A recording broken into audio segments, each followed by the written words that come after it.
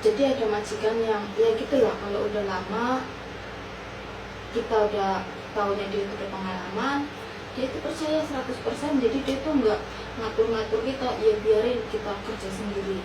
Jadi ada majikan yang ya udah yang saya alami ini lah. Jadi intinya mbak-mbaknya kalau lagi dapat majikan baik ya dipergunakan, dimanfaatkan. Kerjaan mbak itu ya harus baik-baik.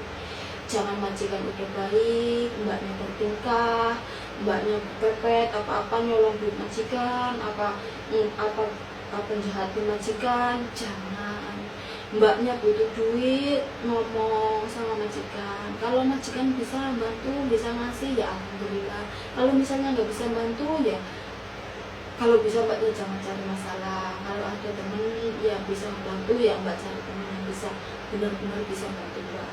Ya seperti saya mbak, saya temennya banyak, tapi ketika saya susah, saya sendiri, teman saya nggak ada. Saya siapa yang nolong saya kalau bukan saya? Makanya saya itu nggak mau punya masalah di sini itu karena apa? Saya itu niatnya itu kesini tuh kerja, mau cari duit buat masa depan saya. Ya kalau saya senang-senang sekali-sekali jalan-jalan piknik buat beli posting-posting pakai baju baru, ya wajar. Saya capek. Itu bukan saya tiap hari tiap bulan beli baju, nggak menangin saya setahun sekali, 2 kali, 3 kali ganti baju. Saya juga nerima dikasih baju bekas, nggak ada yang tahu itu baju-baju bekas itu yang saya pakai. Teman saya sering kasih saya itu bajunya itu baju bekas majikannya, bajunya bagus-bagus saya pakai.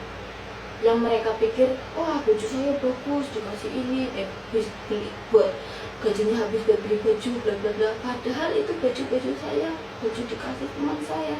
Saya itu nggak malu mbak. Di sini itu beratnya pakai baju bekas gitu ya. Dulu ya waktu saya masih pakai dress itu sebenarnya itu baju-baju dari yang dikasih lungsuran dari teman-teman saya yang dari majikannya nggak mau terus dikasihkan saya pakai. Saya nggak malu, saya nggak minder baju bekas McKinsey gitu. Enggak, saya nggak minder. Uang saya yang buat beli baju bisa saya sih. Orang bajunya bagus kok, orang hitung-hitung pakai baju bekasnya orang kaya, ikut pernah ngerasain baju mewah gitu, baju mahal gitu. Kalau saya sistemnya orangnya nggak minderan ya, nggak malu gitu loh. Maksudnya dikasih baju bekas aja ya, kalau masih bisa layak pakai ya saya terima gitu, saya pakai, saya nggak malu. Makanya kalau ada yang bilang itu saya itu pakai gajinya habis beli ini baju itu, saya tuh cuma senyum aja, diketawain aja, biarin. Mereka nggak tahu pengorbanan saya itu bagaimana buat keluarga saya. Saya kerja di sini, saya nggak pernah sepeser pun saya nggak ambil uang gaji saya itu, saya selalu saya kirim buat keluarga saya. Bukan saya di sini nggak punya utang saya banyak sama teman ya, orang datang 100, 200, 50, 20, 10 banyak ada namanya. Di sini kita punya teman kekurangan ya, nggak mungkin kita di sini kecukupan terus ya, ada saja. Tapi saya itu modelnya nggak mau nipu temen, nggak mau manfaatin temen, nggak mau jermusin temen. Ya saya utang ya saya bayar gitu. Jadi intinya itu kamu itu kesini itu niatnya kerja, kalau gaji kamu bisa cukup buat kecukupan kebutuhan kamu, ya kamu gunakan. Kamu pergunakan waktu kamu di sini sebaik-baiknya. Jangan sampai kamu di sini ada masalah uang. Sampai sekarang sih udah enak ya mbak, dikasih pinjaman gitu bebas, bisa minjem cuma pakai modal remit, belum nggak dipersulit gitu loh. Lah juga udah dikasih kesempatan begitu juga masih banyak yang bikin masalah kan, banyak yang menyalahgunakan kan, pakai punya temen remitnya terus nggak membayar, terus punya temen digadein kesana kesini. Aduh pokoknya sekarang udah ngeri lah. Pokoknya intinya tergantung dari kamu mbak. Gaji kamu 600, kamu cukupnya seberapa satu bulan kamu ambil. 200 kamu cukup, 200 buat kamu sendiri, yang 400 kamu kirim ke rumah. 200 kamu nggak cukup, ambil 300, yang 300 sisakan buat kamu. Jangan sampai kamu punya utang, sampai ibaratnya gali lubang tutup lubang, gali lubang tutup lubang, terus ketilep nggak bisa bayar, nipu temennya kesana sini, cuman buat gaya, gengsi, keren-keren. Jangan lah, kasihan. Kalau gaji kamu cukup, gunakan waktu kamu, gunakan uang kamu secukupnya. Uang kamu nggak bakalan cukup kalau cuma untuk berfoya-foya buat gaya hidup mewah, tapi uang kamu akan lebih dari cukup kalau untuk kebutuhan hidup. Gaji saya 750 mbak, 750, 500 saya kirim rumah, 200 saya simpan, 250 saya pakai. Itu juga saya masih kirim 200 mbak. Saya cuma pikir buat arisan saya, buat simpanan saya di rekening saya sendiri, 500 buat rumah, buat anak, kebutuhan anak saya, yang 200 buat masuk rekening saya. Saya di sini cuma $50, $50 satu bulan saya simpan. Saya cuma nyimpan $50. Saya sampingan saya setiap saya pergi ke tempat majikan saya, kalau ke tempat disuruh ke tempat majikan saya ya setiap minggu ya, dia kadang kasih saya 45 satu bulan itu saya 200 mbak. Ibaratnya 200 kurang lebih 200 itulah buat kebutuhan saya tanpa saya ambil uang gaji saya. Kalau saya di sini keluar, walaupun saya libur, saya nggak mau hura-huri piknik kesana kesini ngabisin uang, terus senang-senang, keren-keren, gaya-gaya biar terlihat uang gitu. Saya capek. Tapi saya nggak kayak, ibaratnya saya cuma bersyukur aja lah selama saya di sini. Memang saya modalnya cuma permit sama paspor, sama niat baik saya di sini kerja baik-baik biar saya pulang ke rumah bisa sukses. Ya alhamdulillah hasil saya di rumah juga selama saya kerja 12 tahun di sini, saya bisa bangun rumah, saya bisa bangun rumah, bisa bikin rumah buat adik saya punya rumah sendiri, saya punya ladang 6 hektar. Itu hasil kerja keras saya di sini. Uang gaji saya nggak simpan, saya nggak makan, saya simpan. Itu memang prosesnya waktunya panjang ya mbak, bukan instan. Ibaratnya orang lihat saya dulu, kerja bertahun-tahun nggak ada hasil. Ya orang saya masih nanam, ibaratnya saya masih menanam, saya belum panen, saya masih membibit benih. Ibaratnya benih itu bukan di situ saya tanam langsung tumbuh jadi pohon. Proses benih, akar, pohon, daun, buah, ya tuh mbak, terus kamu panen. Nah begitu juga saya memang dulu nggak punya apa-apa, nggak punya tanah, nggak punya rumah, anak saya juga terlantar gitu. Ibaratnya pahit katanya, memang nyata. Saya ngomong apa adanya, boleh dicek keluarga saya ngomong apa adanya. Anak saya 4, sama saya dulu, sama suami saya dulu, bekas suami saya dulu.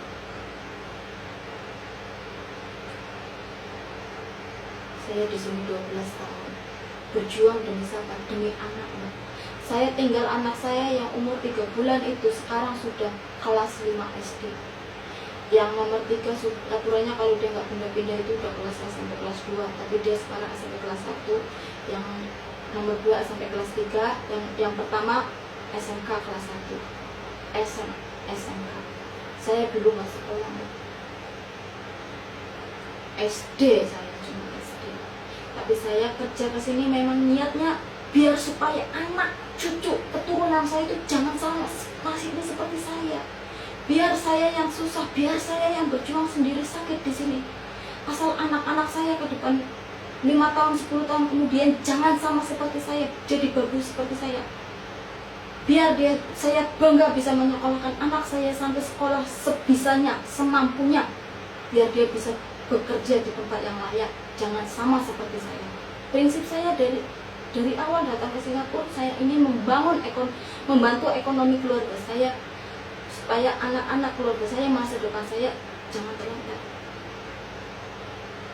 Saya orangnya bukan orang manja. Ya, saya manja sama keluarga, sama mama, sama papa, saya manja. Tapi untuk diri saya tidak ada manja-manjanya. Saya pekerja keras. Bukan saya ngalem, memang iya. Waktu saya ikut orang tua juga saya sudah sakit, Mbak. Kerja dari kecil itu. Saya kerja keras. Jualan rongsokan. Sakit saya dulu. Kalau nyeritain masa lalu saya itu bukan seindah foto profil di Facebook saya, Mbak. Sekarang kalau mereka pada melihat, wah, Caca rumahnya bagus, ladangnya banyak, tanahnya banyak. Nah, sekarang mereka baru bisa melihat. Ketika saya itu sudah hasilnya sudah ibaratnya sudah saya udah mulai panen, tapi baru mereka melihat kalau saya itu berjuang yang dulu itu tidak sia-sia. Pengorbanan saya yang dulu itu nggak sia-sia. Ada hasilnya.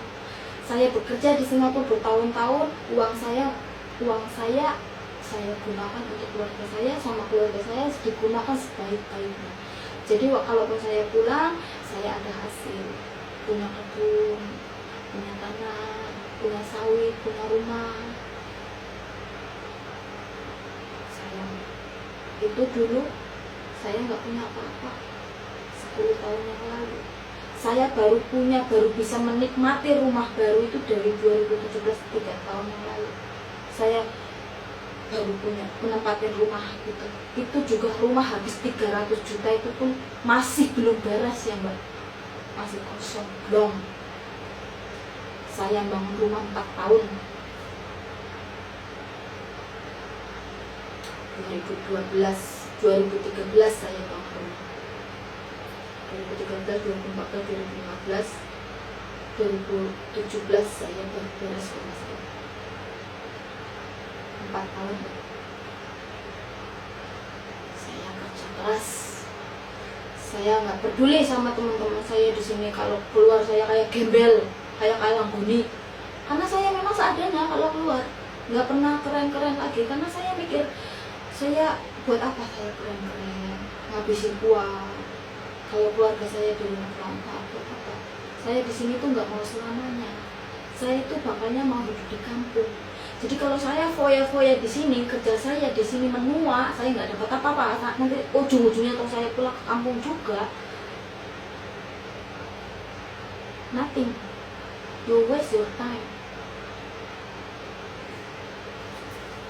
Jadi selagi kamu punya kesempatan, kamu pergunakan waktu kamu.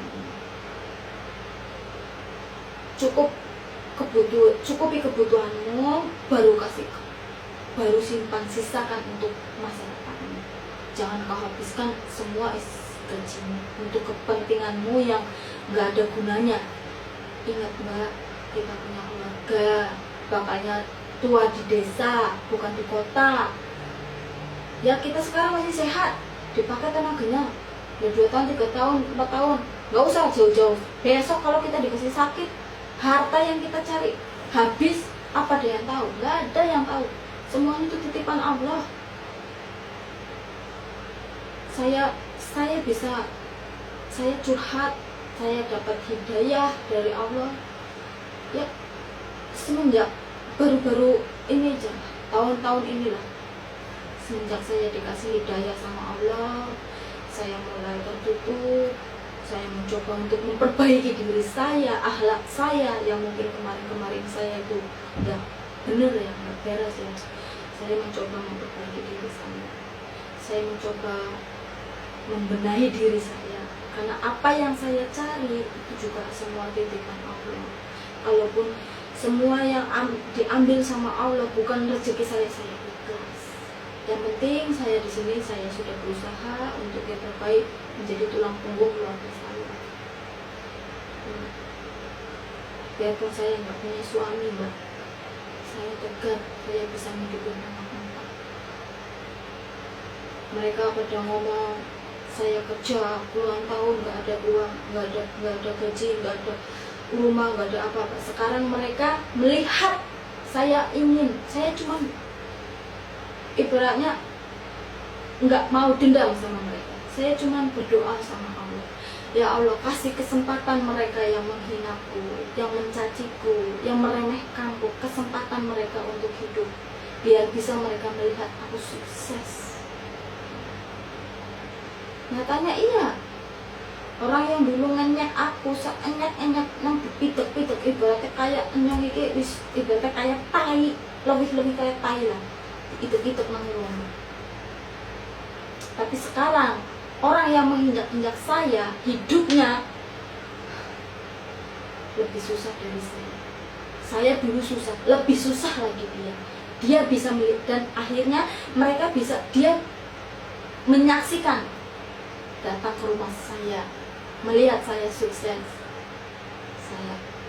Saya nggak sombong, tapi saya bangga. Saya berterima kasih sama Tuhan karena memberi kesempatan mereka bisa melihat saya sukses. Saya bisa membesarkan anak-anak, saya bisa punya rumah, saya punya ladang lebar. Saya kerja keras enggak? Ya, saya di sini banyak pacar. Dulu saya banyak pacar. Pelampiasan, buat pelampiasan. Saya dulu bejat, bukan orang saya baik-baik, saya bukan munafik. Saya pacarnya banyak, iya. Mereka pada bilang saya munafik lah, apalah pacarnya banyak. Ngapain saya munafik? Saya pacarnya banyak, saya nggak merebut pacar teman saya. Saya masih banyak orang yang suka sama saya. Kenapa saya harus merebut pacar saya? Toh saya banyak pacar juga, mereka, saya tidak minta uang dari mereka, tidak merugikan mereka. Kalau itu dulu saya sudah stop. Terserah mereka mau jelek-jelekin saya, mau ngorek-ngorek aib saya, ya monggo. Yang penting saya di sini, selama saya bekerja sama majikan, saya nggak punya ada masalah. Selama saya masih tenaganya masih dipakai sama majikan, saya berusaha sebisanya, sekuatnya saya dikasih kesempatan sama Allah, kesehatan saya untuk memperbaiki diri saya mau memberi yang terbaik untuk masa depan anak-anak saya sekuat tenaga saya tetap berjuang. Insya Allah saya selalu istiqomah. Saya juga sudah mendapatkan laki-laki, ya teman saya yang ibaratnya yang bisa membukakan pintu hati saya, ibaratnya yang membuat saya jadi berubah, jadi baik. Saya kalau misalnya masih dikasih jodoh, dikasih Allah sama berjodoh sama dia, saya terima. Saya nggak nguber-nguber, saya juga nggak kegatelan kepengen cari yang jodoh saya nggak nyari jodoh saya nggak cari. Itu dia datang sendiri. Kalau memang Allah sudah menggariskan bilang ada jodoh saya lagi, saya menikah lagi, insya Allah saya pasti menikah. Tapi kalau sekarang saya fokus cuma buat untuk masa depan anak-anak saya sekolahkan anak-anak semampu saya. Ya itulah pelajarannya yang saya dapat selama saya di Singapura. Itu bukan enak, bukan praktis ya, bukan instan. Sakit, saya dulunya bersakit-sakit. Ya memang orang kalau pertamanya sakit, ya insya Allah kedepannya ya mudah-mudahan ya jauh lebih baik nasibnya.